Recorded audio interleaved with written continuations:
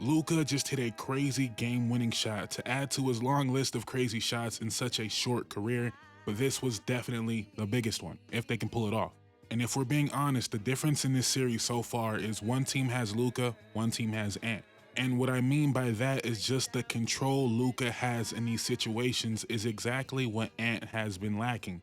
And I want to give Ant a lot of credit for getting to this point, but this is the main reason I was never a big believer in the Timberwolves, even though I picked them in this series. And it's really unfair to Ant, but he has to match Luka in this series, and he's not going to do it in a decision-making way. He's not going to out-decision make Luka. And one way we're really seeing this is the mid-range jumpers. The shot everyone tells you is a bad shot. Luka is dominating in the mid-range in this series, whereas Ant has only taken 3 mid-range jumpers in this series.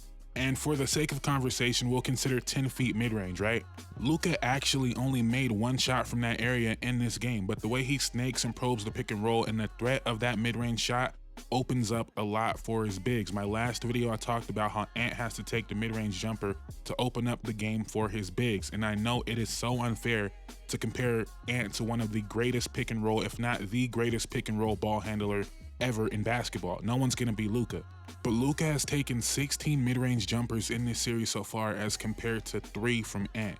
And even if you look at the within 10 feet, right? A lot of those are still floater range shots from Luka, whereas Ant doesn't really get floater range shots. He's only taken 4 of those in this series.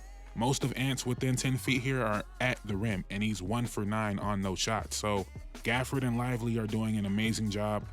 Derrick Jones Jr. is doing an amazing job of contesting from behind, but if Ant is going to have some type of control in this series, he's going to have to lean on that mid-range shot, that floater area shot, which is where Luka is dominating this series. If you look at it, he's not shooting great from 3.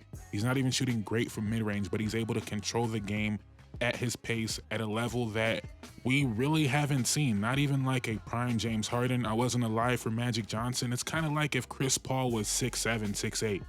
He gets exactly where he wants to get, and he's too strong for McDaniels. I'm wondering if Ant's gonna make the change at some point to guard Luka, but with so much already on his plate, is that asking too much?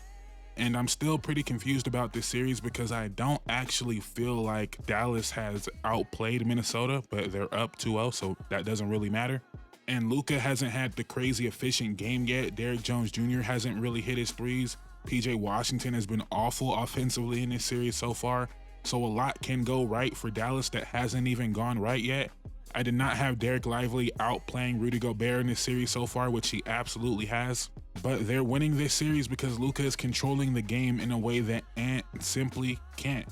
And that's the reason I was never a big believer in Minnesota until me picking them in this series, because I just felt like they have the better team overall, but sometimes having the better player is more important. Kyrie as well.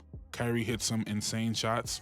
They're also letting Kyrie get too many wide open catch and shoot opportunities. If Kyrie wants to dance, get in his mid-range bag, sure, you live with that. Nothing you can do about that, but you can't give him wide open looks from 3. And I kind of feel stupid right now for picking the Wolves, even though a lot of my logic was correct. Rudy Gobert in the pick and roll against Luka Doncic is a problem, even though that last possession, they kind of set him up to fail there. And I'm not going to say Rudy played good defense. Rudy was definitely lost there, but Rudy was following the game plan. You don't want Luka getting his step back off going to the left.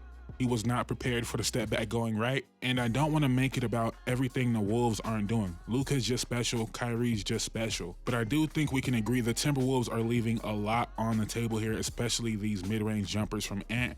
But unfortunately, I think it's too late. I don't think you're beating this guy 4 out of 5 times, especially now when he's already manipulating the defense to do whatever he wants, right? But now, in a do or die situation where they're going to be so attentive to Luka, all of a sudden going home, we're about to see PJ Washington, Derrick Jones Jr. start knocking down these threes, and Luka's going to continue to put on a masterclass of how to control the game. And simply put, Luka is showing Ant that there are levels to this. And I don't want to say it's over. Like I said before, I don't feel like Dallas is outplaying Minnesota. They just have the better player, the better decision maker, which is why everyone was picking Denver, or the people that did pick Denver, that was why they were picking Denver. But seeing the way Luka is able to control the game against a team that has Jaden McDaniels and Rudy Gobert behind him helping him, I don't know. If I'm the Celtics, I don't want to see that dude, but I'm going to leave it there. The series is not over. It's not over. But Luka Doncic might be putting in his bid for the best player in the NBA.